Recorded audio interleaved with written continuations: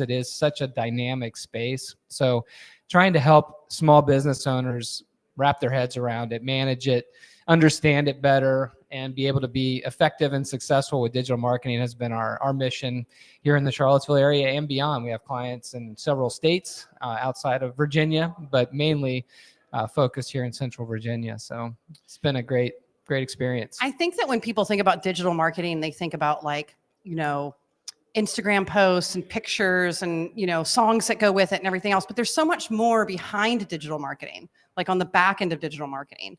And I don't think anybody really thinks about it. Like, you're sitting in a boardroom. Why are you sitting in a boardroom, right?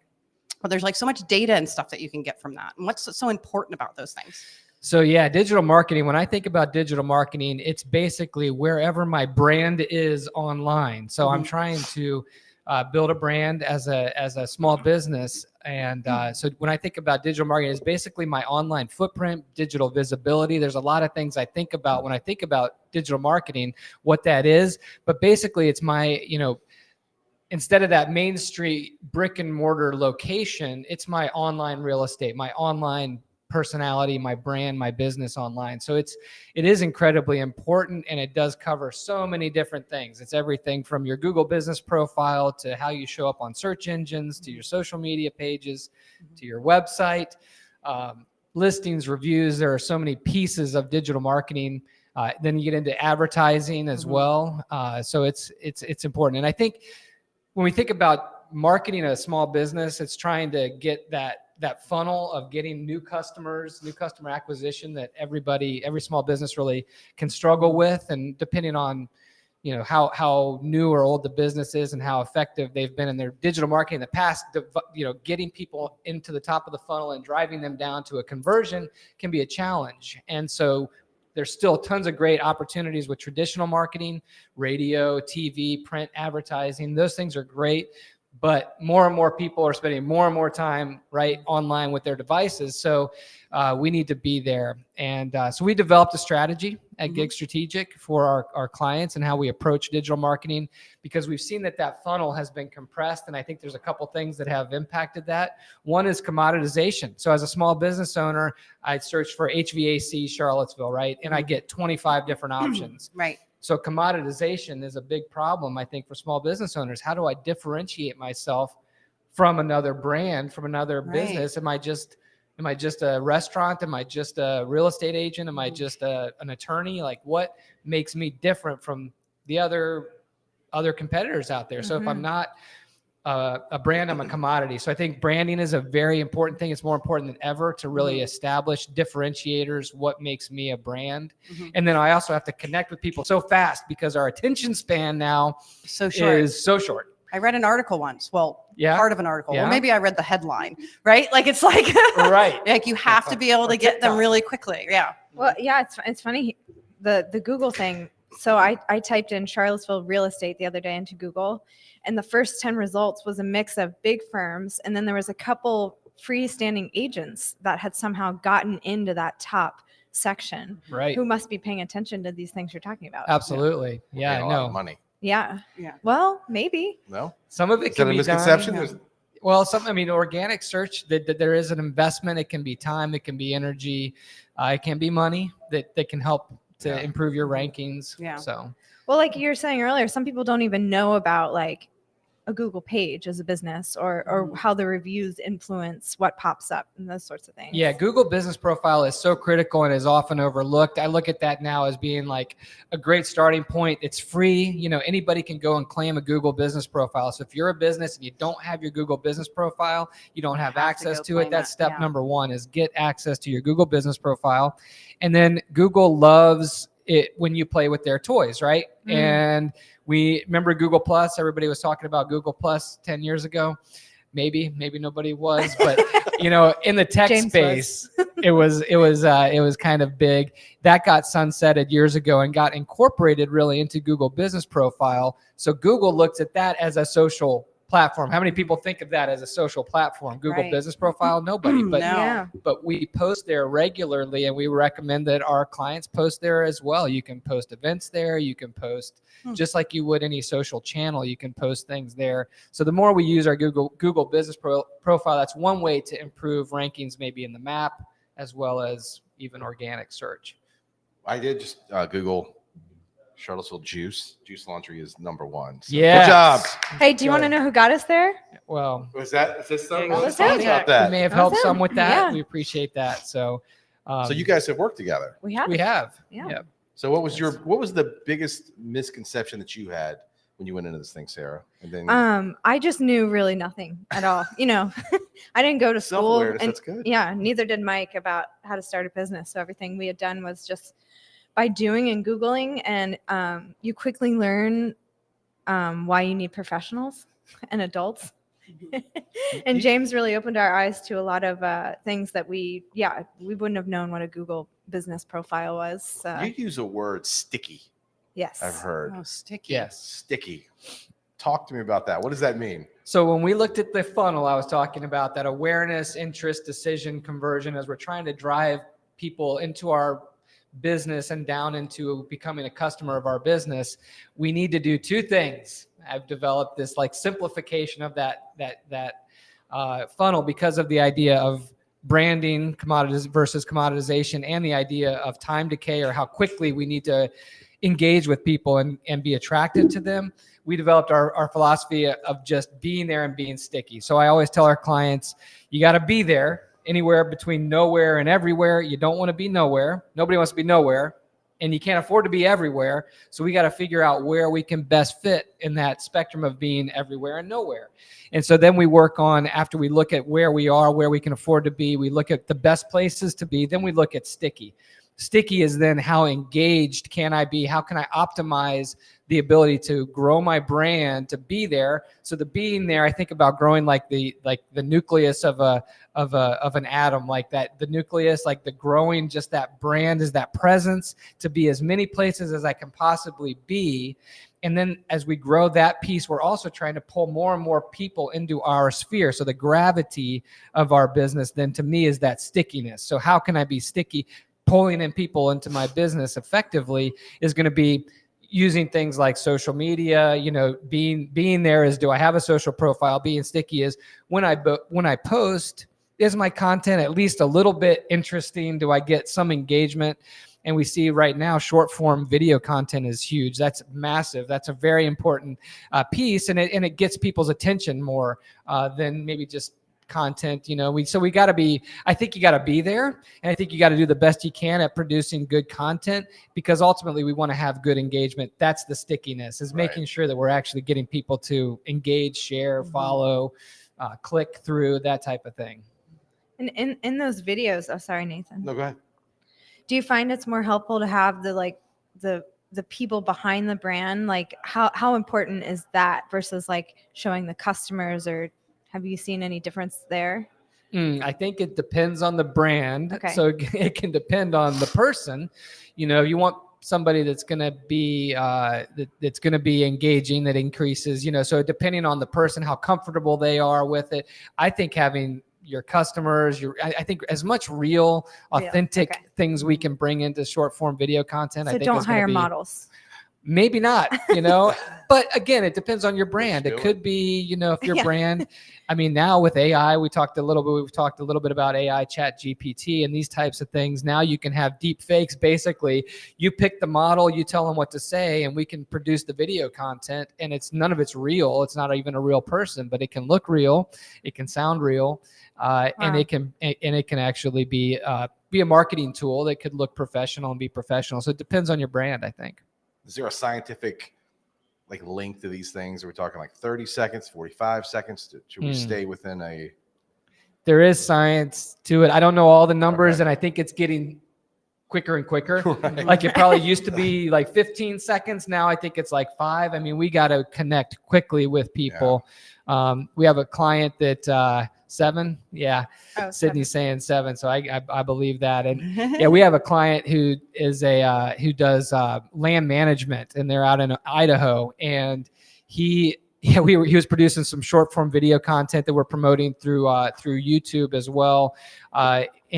And he's like jumping out of some overgrown, like I wanted him to get people's attention. So at the very beginning is him jumping out of some overgrown, shrubbery and stuff. And you're like, what's this guy doing? Right. I mean, so, we have to, it's maybe a little gimmicky, but he's like, hey, is your yard, Right. is your yard overgrown? Do you need some bush hogging? Do you need some help with this? And so it's just, we've got to try to connect the best we can. Wacky still works. Wacky works, Getting What do some you think, ideas. like, if people are watching and they want to, the one thing that's about digital marketing that you really want to make sure that people understand, like your customers, what is like the one thing that stands out the most that you're like, this is where you have to start. This is what you have to pay most attention to. I think the one thing, it's a great question, Eleanor, is like I said earlier, digital marketing requires vigilance. So I would say the one thing is not necessarily a thing that you do, but it's a commitment you make. Yeah. To follow through and stick with it. You just got to keep doing it. I'm embarrassed to say this. I have a YouTube channel for Gig Strategic. I started doing some video podcasts like this, and I did like maybe 3 or 4, and they fell off. And I committed. I was like, I'm going to do this, but it's so hard. Yeah. Sometimes as business owners, we get busy. We're doing other things. So that's when bringing in a professional, I look at us sometimes as like a fitness coach too. Because like I said, it's a commitment to consistently doing something. You got to just follow through with it. And that's what we know fitness instructors do. Like they get us to the gym. They make sure we follow our routine, that we're doing the things we need to do. So a lot of times we're almost like an accountability partner to just say, hey, look, we're committing to this. It's hard right now. It's lost the shine of the first couple episodes. Right. Now let's keep at it. You're at episode 8 with this. It's great. Like I said, we got through 4 and I dropped off. So do you think that, it's not just that you hire Gig to like help you set up your digital marketing. It's something that's it's a ever flowing like relationship, checking in with them and, giving them new ideas. Hey, I saw this. I don't want to, present it to you. Maybe this would be good for your company. Do you think that you continue to do that like a coach, like you're just the digital marketing coach? Yes. Ideally, that is exactly what we want to do and be for our clients. I know we use a lot of space themes with our marketing material, and we talk about like shoot for the moon and you land among the stars. This idea of really thinking big, having big goals, and going after it. Really going after it. A lot of ambient noise here. Sorry, they were delivering beer. Hey, beer delivery. Very important.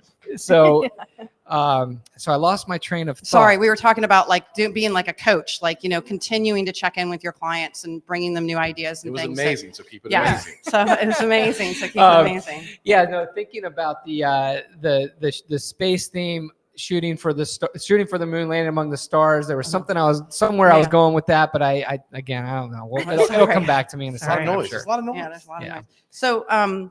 So, I guess it's time for a check-in with Juice Laundry. You need to make an appointment and check in and see how for things sure. are going. Yeah. Maintenance check. Yeah, maintenance check. You use the analogy of a fitness coach, and everyone knows you go to the gym, you're not going to be all buff like Eleanor here after like a week, right? Right. But there is a point in time where you do say, now I can really see the results. I'm sure it varies brand to brand, but is there a window of time we should say, okay, like this is when we should really start to see this? It's not the first 3 months or 6 months, but about this point, this is where we should start to see these things. Is that something? Absolutely, Nathan. That's a good question as well. Eleanor, he had a good question. You had a good question. We're Good rocking questions, it all today. of you, Sarah. You guys you're doing great. Questions. I'm going to come back to that because I'm going to go back to what I was said, and it's going to segue, I think, into it. But the space theme, the idea, when we shoot a rocket to the moon, the course corrections along the way for it to get there, there are countless. Every second, there are just countless course corrections. It's never really actually going correct the entire time. It's going the wrong way like 99% of the time. But by course correcting all the way, eventually it gets there, right? That's, when I think of that, I think of small businesses, is that we're trying to course correct all the time. So that's where optimizations happen. So, and it does, depending on the channel, depending on where you are with your budget, with what you can afford to invest and where your brand is, things can happen more quickly, things can happen more slowly. We're currently working with a company in, I brought their review today. I don't even know where, they're in Tennessee, and they they just left a review for us on our Google business profile. And it's one of those where, as the business owner, right, like I'm tearing up. Like my team is Aw. just awesome. That's I'm so awesome. proud of them. They just started out, new law firm, brand new website. And they were saying they've only opened 7 months ago. And within the first few months, we were already helping them organically to come up high enough that they were getting business and leads, and now are doing paid search. So depending on the platform, SEO takes a long time. It's like a rudder on a ship that you do the thing and then the ship slowly turns and you finally start getting that momentum. 3 to 6 months sometimes to get the ranking for the keywords we're trying to help improve. It can happen quicker depending on how competitive the space is, things like that. Paid search, we'd want to see things really quickly. Like in the first week, I want to start seeing leads come Wow. through Mhm. and seeing that it's working.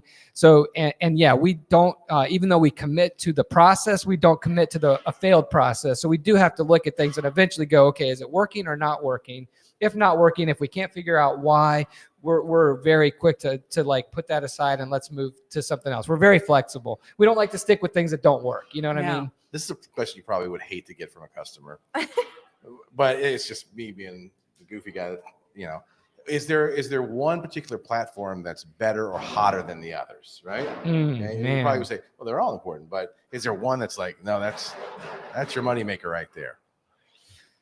Oh gosh, as a platform goes, I'm pretty agnostic, I guess would be what I would say when it comes to this, because it can vary. It depends. You Depends on might what get you are. traction in Instagram, then go for it. I mean, you got to stick with what's working for you. Right. Like take the horse that you, whatever the expression is, come ride, finish the race with the horse that got you here. I don't know. There's some The horse that expression eats there. Jello is the one to look at.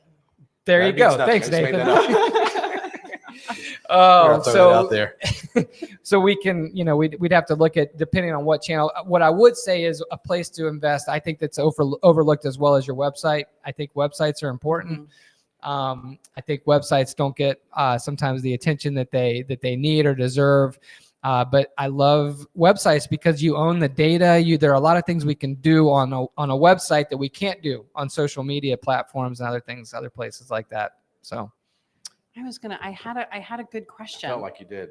I did. was What a was vibe. that? I have a good example for Nathan. Okay, do an example. while Okay, I, so think about the for question. instance, for the juice laundry, we're not really getting new customers on Instagram, but we can't not have an Instagram because a lot of college kids will tag us or want to be seen there. So it's like we have to have that platform, but the majority of our new customers are typing in juice in Google and choosing from there. So like can't have what I've learned is you can't have just one. You kind of have to have all of them to some degree, which makes it a little more difficult for a business owner, which is why someone like James is super important. Well, I think that's a great point. And we had a client this morning that reached out about attribution. Some attribution models are changing with GA4 with some of the things that are happening with Google Analytics. Sorry, a little more noise back here. But with Google Analytics, there's some changes happening in the platform, and they're developing a machine learning process for attribution for conversions. Okay. And our clients are like, hey, is this important? And I'm totally, what you just said, Sarah, is a great point, that I think we can get lost in the rabbit hole of attribution, and people will start to chase things like, okay, last click, they came in from a paid search ad, so I'm going to put all my money into paid search, and then they forego all the other platforms. And that's not the right answer. I think we consider ourselves a diet and exercise company. We help our clients with diet and exercise. We know if we eat well, we take care of ourselves, overall, we're going to win. We're going to be successful. We're going to be okay. We're going to be healthier, as healthy as we can be. We're not into the fads. And that can be where Nathan, like the fad of the Right. platform. And I'm all in on my video podcast that I did for 4 times on YouTube, and it fell away. And so we can get sometimes the flashy, shiny light that we chase as a business owner, when the reality is we do need to do it across all the platforms, because maybe they see us through a display advertisement. They see a display ad, a banner ad, whatever. But then they go and search for us and we're not there. Then, because we didn't invest our social profile, we say, if our friend doesn't post on Facebook for a week, we're like knocking on the door to see if they're still alive. If a business doesn't post, regularly, they drop off for a couple months. We're like, are they still in business? So it's like we have to stay relevant across all those because we don't know where they're going to come in from. Like, I got a 1-star review on this one review platform, and I'm like, nobody goes there or whatever. But that one that does see it, they're going to go, I'm not going to you when commoditization again, competition. There's 5 other ones out there that have 5-star reviews. Forget it.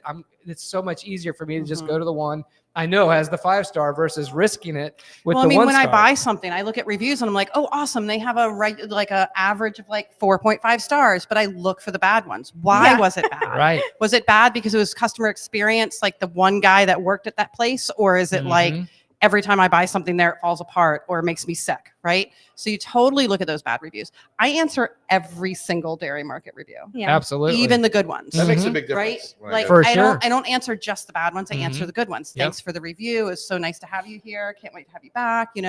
Answer the bad ones. And a lot of times I answer the bad ones with, I'm so sorry you've had this experience. Please email us more information, give an email address so that we can kind of not just like saying, oh yeah, we did bad, but just like, so sorry you had this experience. Please email us with more info. I like the right? ones So that that we come can back and punch you in have, the face. They're like, Yeah. I'm not, You know what? Just stay away if you didn't like it. I'm sure there's plenty of those And that we that's why always you're want to not in answer. charge of it. They'll do Right. it. That's why you don't answer yeah. reviews. 20 minutes, and they'd be like, that's enough. That's enough. That's Get enough. out. Eleanor, I couldn't have said it Right? better myself. I mean, that's exactly what we encourage our clients to do. Yeah. Respond to every review. Somebody takes the time. We just had this guy, he wrote this raving review for us.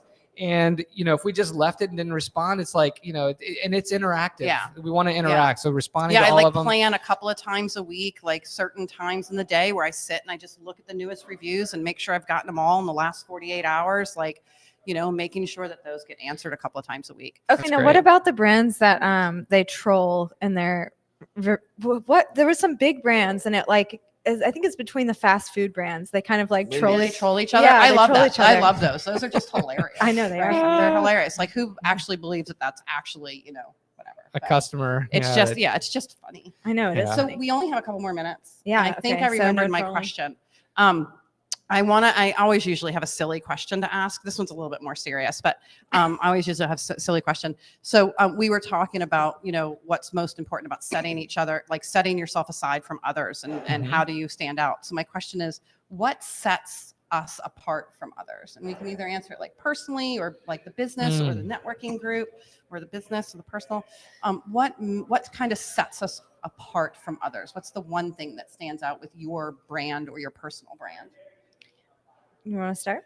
Sure. Yeah. So for us, we've really worked hard on knowing exactly who we are and what we can and can't do. Mhm. And then we work really hard to try to communicate that effectively to our prospective customers so that we have a great relationship that lasts a long time. And we find that we want to work with people that want to work with us. So we had to develop our brand and really get very crystal clear on exactly who we are and what we do. And so one of our biggest differentiators is that we're accountable. So we're look you in the eye accountability. That's when it Yeah. comes to digital marketing, that can be hard to get somebody that's going to sit across the table and actually talk to you about what you're doing, because it could be somebody somewhere else and then behind who knows what. Well, we're right there. We have that look you in the eye accountability. Accessibility, we want to make sure that we're accessible and responsive. So everything, when people are working with us, we're responding very quickly. And then we're affordable. We keep our costs down for what a small business can typically do. Yeah. So there's couple other things that make us different. No long-term contracts. We have short-term, let people out 30 days at any time, because again, we don't want to work with people that don't want to work with us. So Right. there's a few other things, but yeah, those are a couple in a nutshell. What do you think that sets you apart from everybody else? I'm going to besides speak your for Station C. handsomeness. Well, see, that's the easy- Handsomeness. that's the easy answer for me. It's But not I as wanna though dive into- Nathan. It doesn't set you apart. Your own camera. Yeah, Yeah, right. what sets Station C apart from others? What's that So, one thing? I think that for Station C, the big differentiator between us and everyone else is the relationship type that is built and formed, within our groups. It's not, as I always say, it's not transactional. It's not just worried about what the bottom line is and how many bucks did I make off the group this week. Although that is an important part, and it does happen. I think what we've seen just kind of organically happen is that folks are genuinely liking each other. Folks genuinely want to hang out with each other. Yeah. Friendships are happening. And you see that at the monthly events. Folks are getting together. They're, communicating, they're talking, they're hugging, it's friends getting together, and that's something that I don't think you see in the other groups. There's some other groups that are doing great things. There's some great nonprofit groups, and they all have their place. But I think this is beyond. The organic friendships that are This actually is as much personal as it is business, and they both have value in your life, and you will get value out of both of those with Station C. And I'll just add to that, friend hang tomorrow for March CCR. Madness. I'm not into basketball, but I did just learn what ACC means. And UVI is playing a game tomorrow. We're And dropping yeah, science on you here. Station C is going to meet at Cardinal Hall at noon Go if Hoos. anyone wants to join. Yeah, go Hoos. Wahoo. I guess we're talking about Station C, but I'll do Dairy Market. I think what sets Dairy Market apart is that most food halls are actually, all the stalls are owned by one person. So who owns the business and the building actually owns all the food halls, and we're independent. Yeah. So all of our stalls are independently owned by, mostly all small business, local Charlottesville companies. So I think that's what really sets us aside, is that really the market is owned by all these different people, and that's what builds the market. And I do have one quick question from a viewer, Oh. and they want to know how can we hear your lovely daughter's song on Spotify? Yes. What's that info? That's right. Oh, Your James daughter has did an a amazingly song on talented My Spotify. daughter she writes some original music. She's a singer songwriter, and she has a song called "Woman for You." And so if you search "Woman for You," Woman for Caitlin You. Burton on Spotify or wherever else you download your music, you should find her. And it is a very catchy tune. It's a great It's- song. I've been Yeah. listening. It's stuck I'm in my so- head I'm so sometimes for excited. days on I'm so end. excited about Yeah. It's so real quick. I know we're wrapping it up, but heck with it. We don't have advertising. Yeah, you didn't let Sarah go. Oh, I'm sorry. I thought you meant- I oh. thought you were talking about Station C. fine. I'm the I'll go worst. quick. I'm the worst. Well, something that James helped us work with too is defining our brand. And I think Juice Laundry stands out because we are the only organic and only vegan and only certified gluten-free facility in all of Charlottesville. Yeah. For a long time, we were the only all vegan spot, but now we got Botanical Fair. If you haven't And- tried, they're and amazing. Greenberger. And Greenberger Mhm. is now all vegan. So, having when people search online, like that, we're the only people in Charlottesville that do any of those things and all of them combined. So having him help us define that and make that very present in our online presence has been awesome. And one other last thing is, if people want to get in touch with you and become number one in their search, like Juice Laundry, how do they do that? How do they So find yeah, you? we've got gigstrategic.com as our website. I think that's a good place to start. So you can see our Google Meet you at business one profile. of the Station C meetings. Yeah, Come on out. Yeah, sure. We'd love to get to know anybody in the community, any business owners. We love working with them. So yeah, happy to help any way we can. Whether you become a client or not, seriously, that's another thing Yeah. with us. Whether we work with you as a client, doesn't matter. We really want to see local businesses be successful online. And listen to Caitlin's song first. Yes. Yes. Listen to Yes. that. Caitlin's song. Okay. What is it again? The name of it? Woman for You. Woman for You. Woman Yeah. for you. All right. Now, Nathan, you can have the mic. That's it. I'm done. That's it. Thank you so you know much, what? James. I'm This going to was take next awesome. week off. My pleasure. Thank you. Yeah. Thanks so much We're for We're going having to kick me. I him really out for next appreciate week. it. Next week I So it's won't be going to be here. you and me, Sarah. Yay! right. We're going to Girls take Day over. out. It's going to be the ladies. Love you though, Nathan. All the ladies. Thank All right. you, Well, James. Promise to follow the rules. the Ocho in the books. Next week, just these two. So tune in anyway. It'll be good.